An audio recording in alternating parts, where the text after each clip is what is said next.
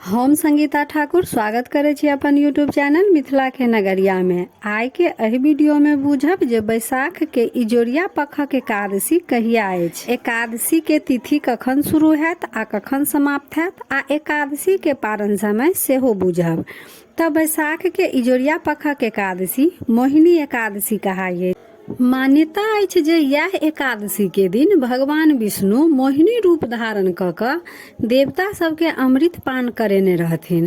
ताहि सँ ई एकादशी मोहिनी एकादशी के नाम सँ जानल जाइ अछि। एकादशी व्रत भगवान विष्णु के समर्पित छनि। एकादशी केला सँ भगवान विष्णु के कृपा प्राप्त होइ अछि।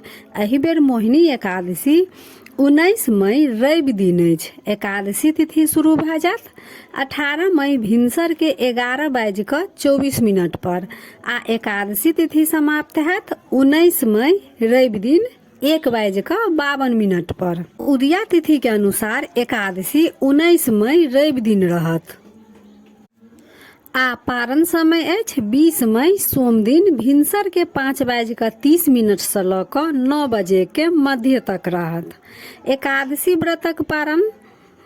एकादशी व्रतक पारण तुलसी मिश्रित जल, भगवान के चरणामृत अथवा मुंह में चावल ल क सकै छी।